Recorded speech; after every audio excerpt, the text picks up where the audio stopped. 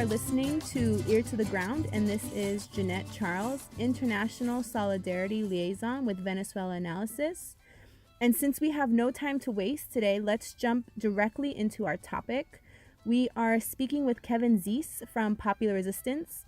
Keven is a longtime journalist, solidarity activist, and member of the anti-sanctions campaign, which calls for an end to U.S. and Canadian economic sanctions against Venezuela. Keven is one of the 4 people currently in the Venezuelan Embassy in Washington, D.C., which has become an unexpected site of resistance against U.S. military intervention and diplomatic aggression against Venezuela and its national sovereignty. Over the last month, the Embassy Protection Collective, with the permission of the democratically elected government of Venezuela, has vigilantly worked to defend international law and conventions by physically protecting the embassy from coup supporters, U.S. Secret Service, and Washington, D.C. City Police. Keven, thank you so much for joining us today. Happy to talk to you again. Can you tell us who is in the embassy and how long you have been there? Today is day 36 of the Embassy Protection Collective, and we've been here. The number of people has varied a great deal. We had over 70 people spending the night here during part of the collective's existence. For various reasons, we've gotten smaller. The combination of people's personal lives, their work needs, and the pressure from outside. The opposition coup supporters were allowed to surround the embassy by the Secret Service. There was a totally inappropriate behavior, a violation of the Vienna Convention not to protect the embassy from the outside, but they had tents right up to the outside of the edge of the embassy, and we had a couple of 3 break-ins into the embassy by these coup supporters, which was a challenge. They were blocking food from coming in, and so our food supply was always a challenge. We did break through a few times and have stored a good deal of food that we are rationing out now in the Embassy Protection Collective diet. So people gradually left. We're down to 4 people now, myself and Margaret Flowers, who co-direct Popular Resistance, and then we have a nurse from California, David, and we have an academic from American University. And it's like these are 4 very solid people who are going to stay until the end. We will not give in. We will continue to protect this embassy from the Trump administration allowing the opposition, the failed coup selected by the Trump administration. We're not going to let them into this government to become a government in exile. This coup has failed in Venezuela. We're not going to let it succeed in Washington, D.C.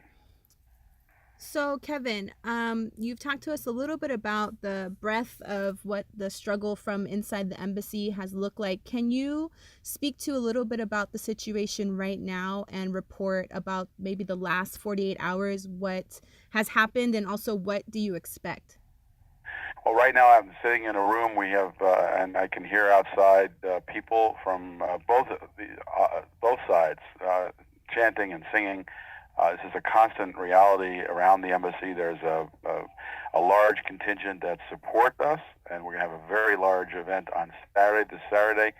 And then on Sunday, we understand Jesse Jackson will be making his return visit. Jesse Jackson came to the embassy this morning, which was fantastic. He spoke to the press, and then he, with others, carried 4 bags of food below a window in an effort to lift food from the ground floor to the second floor. An opposition person tried to stop that. He grabbed hold of the rope, grabbed hold of the food bags.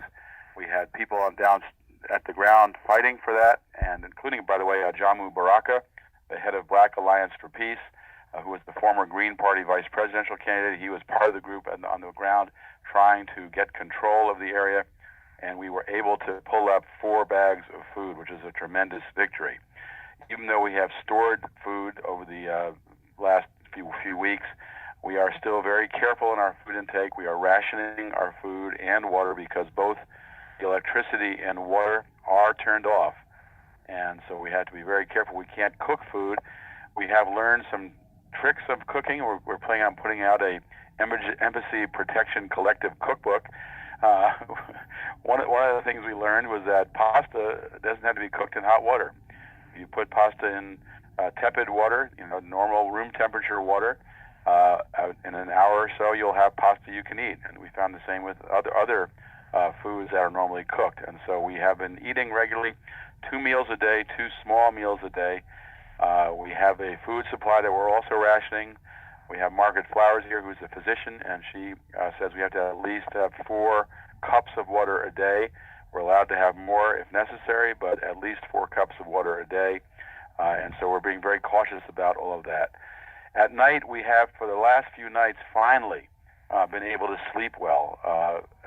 There's been a change in police force from the Secret Service, which did a terrible job of protecting the embassy and protecting us.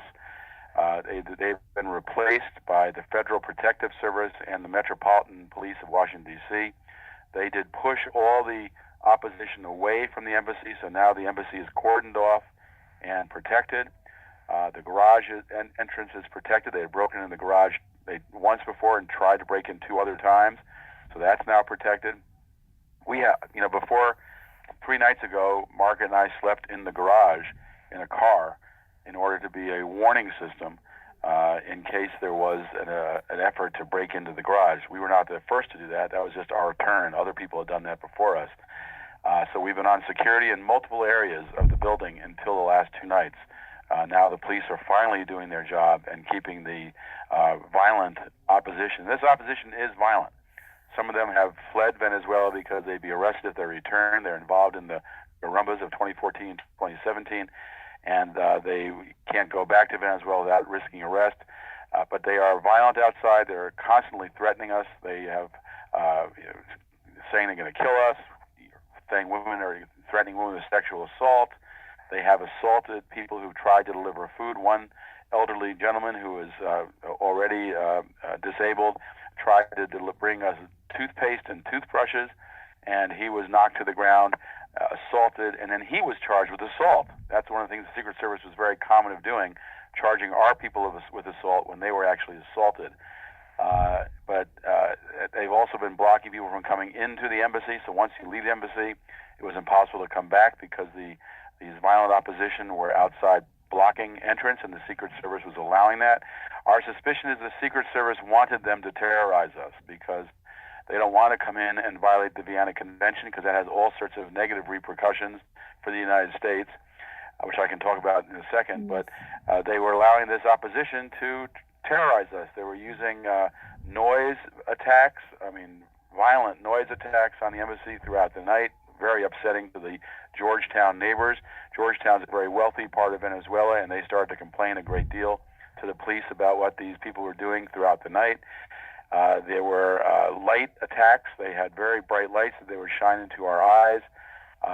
Constant threats from the outside, which is why one reason it went from 60, 70 people down to 4, because some people just had enough of that and left. And that, I think, was a strategy on behalf of done by the Secret Service. So it's been a challenging situation, but we are firm in our commitment to staying. We are honored to be in solidarity with the Venezuelan people. We find it very ironic that the United States government has shut off our electricity just as they tried to shut off the electricity in Venezuela. That they are essentially sanctioning us and making it hard for us to get food, as they're doing to people in Venezuela. And the people in Venezuela are standing strong in solidarity and in unity for their independence and their sovereignty. And so we are suffering a small fate compared to the people of Venezuela, and so we feel strong to stand in solidarity with them, even though it's a difficult circumstance. Just to remind our listeners, we are speaking with Keven Zeese of Popular Resistance, who is one of 4 people who are currently inside the Venezuelan embassy in Washington, D.C. So as you just mentioned, Keven, there are so many parallels between the aggression that your collective has faced in protecting the Venezuelan embassy, as well as the U.S. attacks on Venezuela that we've seen in the last several months. One thing that you mentioned that I'd like for you to speak to us about is what's at stake and what is implicated in potentially the U.S. violating Vienna Conventions. Well, that came to a very sharp focus on Monday night when it became evident the police were going to come in to try and remove us. They put up warnings on the building, read them on the megaphone outside, saying that because the fictional ambassador Vecchio said that we were to leave, that we were now trespassing, and if we didn't leave, we'd be arrested. They put this notice, by the way, on a white piece of paper with no letterhead. No agency of the U.S. government signed onto it. No one's signature was on it. I don't think anyone wanted to be associated with this illegal order. And so when the police came to the door, they cut the bolts, the chains, and the bike lock that was on the front door that was put there by the Venezuelan embassy staff before we even got here. And they came to the front door and asked us if we would voluntarily leave. We refused. Each of us individually said no, we were staying. In fact, we started to chant that we were here legally and that the United States government was breaking the law. And they said, will you leave voluntarily again? And we went through the process of describing what was at stake, which is answering your question. Mm-hmm. What's at stake is the Vienna Convention, which is a convention that provides protection to the embassies around the world. If the United States comes into this embassy and violates the Vienna Convention, they are setting a precedent that threatens embassies throughout the world. If the Vienna Convention doesn't apply in Washington, D.C., why should it apply anywhere else? And that includes at U.S. embassies. And I believe this is one reason the State Department is being very cautious in coming in to arrest us. If they came in to arrest us, it would put U.S. embassies and embassy staffs around the world at risk, because the Vienna Convention won't protect those embassies either. And so we told the police officers when they came to ask us to leave that we were not leaving, and that if they came in, they would be the ones breaking the law, and that the entry into this building had very serious ramifications. First, putting U.S. embassies at risk around the world. Second, increasing escalating the violence and aggression by the United States against Venezuela, potentially leading to a military conflict with Venezuela and the United States. Such a conflict would be very destructive for the people of Venezuela. Lives would be lost. Lives would also be lost of U.S. Troops, and it would probably be $1 trillion plus quagmire for the United States. It would be a horrible conflict, even though Venezuela is very prepared with anti-aircraft missiles, anti-aircraft systems to protect them from missile attacks, with 200,000 people in their military, with their police, with their National Guard, and with more than 2 million people in the People's Militia, the civilian militia. That's a larger military than the United States has. In addition, Venezuela is allied with Russia and with China, and so this would not just be a catastrophe for Venezuela, but would be a chaotic situation for the surrounding region. If Colombia or Brazil were to join this attack, it would be chaos for Colombia and Brazil. Neither of those governments are very secure politically, and being on side of a U.S. attack on Venezuela would make them even less secure. On top of that, with Russia and China allied with Venezuela, this could become a global conflict. So we told those police officers, do you want to be telling your children and your grandchildren, do you want your career to be known as the career that you broke international law that led to a military conflict that became a global World War III? Is that the risk you want to take? Do you really want to cross that threshold? And they were listening very carefully. They continued to ask throughout that conversation, will you leave voluntarily? We kept saying no. Finally, the police officer who was leading the effort, I said, maybe you should leave and go talk to your superiors about the seriousness of this offense. He left and went to talk to people. Another officer came in, and I said to that officer that violating the law,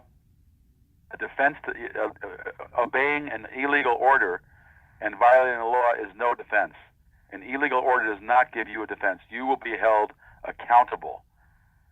You will be held accountable for violating international law, for an illegal eviction, and for unlawful arrests. And so you will be personally responsible. We told this to all the police. We've told this to the police throughout, that we will hold the decision makers as well as the police officers who carry out the decisions accountable for their crimes.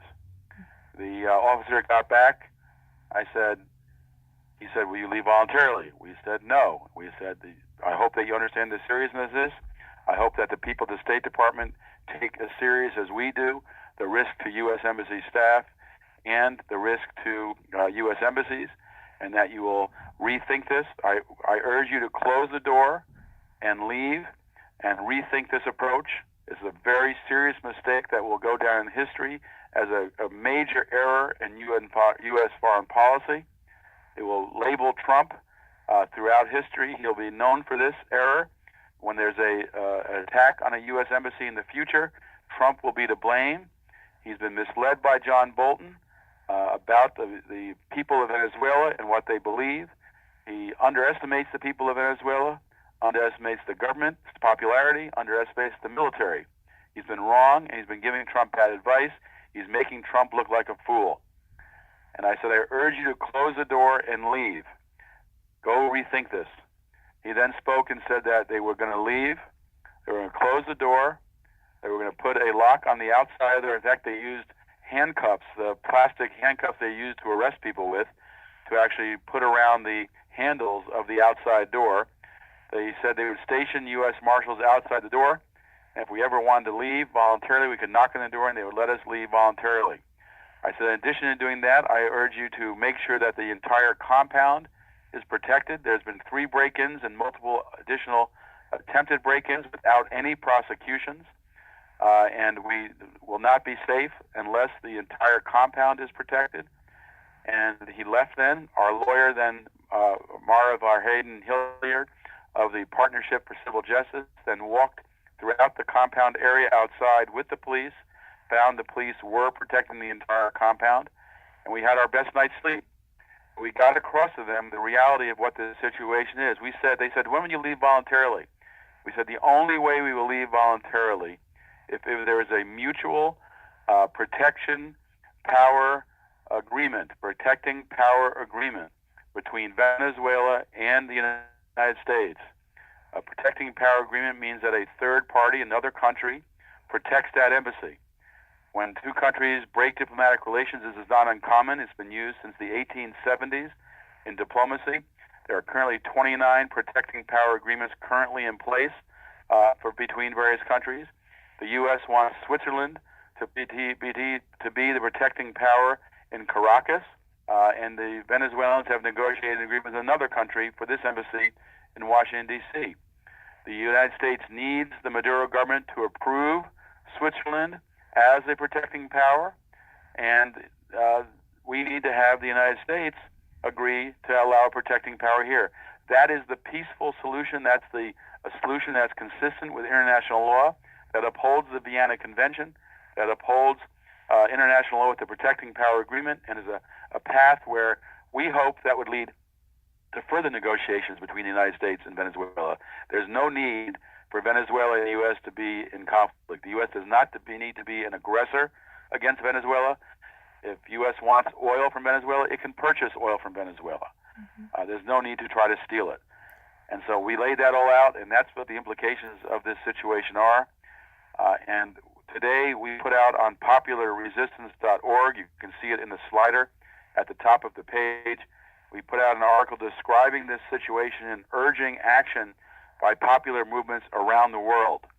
We want popular movements to go to U.S. embassies, express their support for the Embassy Protection Collective in Washington, D.C., express their support for the Vienna Convention, and urge the U.S. and Venezuela to enter into a protecting power agreement. We want that to happen in embassies in Europe, in Latin America, in Caracas, in Canada, in Africa, throughout the world. The United States government needs to see that people around the world kind of diplomatic solution and not let this turn into a real international crisis. I think if popular movements do that, it will be showing the U.S. State Department that U.S. embassies are at risk. That will be the issue that forces the United States government to accept a protecting power agreement for this embassy. If that happens, we will walk out of this embassy totally voluntarily, without any concern, because we have succeeded in putting in place what was essential from the beginning, an agreement that will protect this embassy and protect the sovereignty of Venezuela. Thank you so much, Keven, for laying that all out for us as we're listening to you from inside the Venezuelan embassy in Washington, D.C. You've laid out essentially what the Protecting Power Agreement is, what's at stake, and the ways that people can support.